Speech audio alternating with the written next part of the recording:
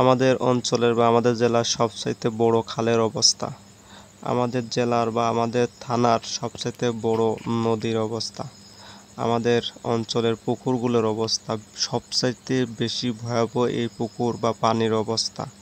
এবং আমাদের প্রচণ্ড পরিমাণ গরম এবং সূর্যের তাপ, সর্বশেষ কৃষকদের অবস্থা আসলেই বলার ভাষা নেই। ভয়াবহ অবস্থা, কৃষকদের অবস্থা আরও ভয়াবহ। আসসালামু আলাইকুম রহমতুল্লাহি ওবারাকাতু।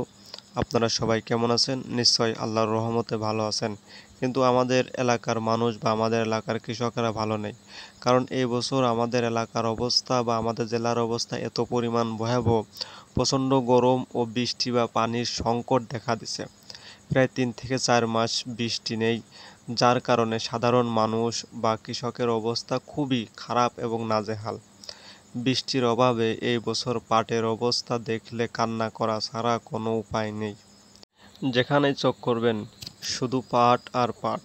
আমাদের জেলায়, বিশেষ করে আমাদের এই অঞ্চলে যেখানে আপনি চোখ করবেন শুধু পাট আর পাট, শুধু পাট আর পাট।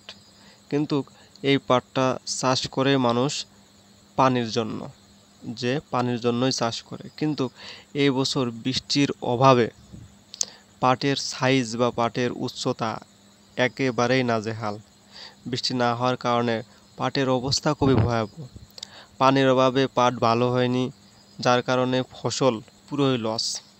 তারপরেও যে রকমই ফসল হয়েছে, কিছুটা হলেও খরচ উঠবে, তারপরেও হওয়ার আশা নেই।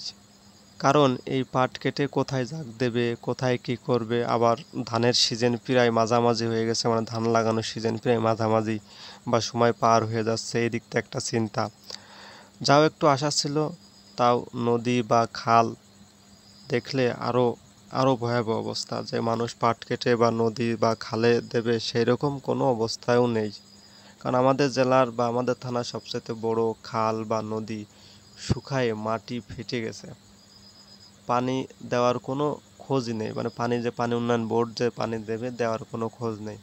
আর বৃষ্টির অভাবে পুকুরের অবস্থা তো আরও ভয়াবহ, দেখে তো কিছু করারও নেই। এটা আমাদের থানার সবচেয়ে বড় খাল। আমাদের জেলার ভিতর আমাদের থানায় সবচেয়ে বড়, আর সেই বড় থানার বড় খাল, যে খালের অবস্থা খুবই ভয়াবহ। পানি তো নেই, তারপরেও পানি গত বছরও আমি দেখছি যে পানি দিয়েছে, সেই পানির ভিতরে মানুষ জাগ দিয়েছে। কিন্তু এই বছরে পানি নেই বলতেই চলে, বা পানি দেওয়ার কোনো নামগন্ধই নেই। এখন কিসের জন্য যে পানি দিচ্ছে না তারাই ভালো জানেন, উপরে বসে আছে তারাই ভালো জানেন যে কিসের জন্য পানি দিচ্ছে না। এখন পানি না দেওয়ার কারণে এখন কৃষকরা কোথায় যাবে? সে কৃষকরাই ভালো চাষ করতেছে, তারাই ভালো জানেন তারা কি করবে। এখন কিছু বলার নেই, কর নেই, শোনার নেই, সবই একই রকমভাবেই চলতেছে। এখন বৃষ্টি না হওয়ার কারণে পুকুরগুলোর অবস্থা আরও ভয়াবহ।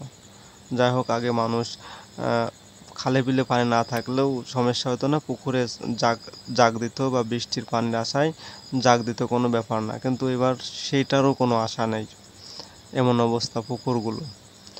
আর পুকুর খাল যাই হয়েছে, এখন নদীর অবস্থা আরও ভয়াবহ। নদীর অবস্থা দেখলে আমাদের জেলার সবচাইতে বড় থানা, সেই থানার সবচাইতে বড় নদী, যে নদীর অবস্থা দেখলে এমনি কৃষকের অবস্থা আরও ভয়াবহ হয়ে গেছে। হাজার হাজার বিঘা পাট কোথায় জাগ দেবে, কোথায় কি করবে, সেই চিন্তা নিয়ে কৃষকদের অবস্থা আরও নাজেহাল। একজন লোকের কাছে জিজ্ঞাসা করলাম যে আসলে আপনার বয়স আনুমানিক কত হবে? সে বলল যে প্রায় 80 বছর। কিন্তু আমার জীবনের এই প্রথম দেখলাম যে নদীর অবস্থা এরকম শুকায়ে চৌচির, কোথায় জাগ দেবে, কি করবে। কৃষকদের অবস্থা খুবই ভয়াবহ। আসলে কি আর বলবো, কিছু বলার নেই।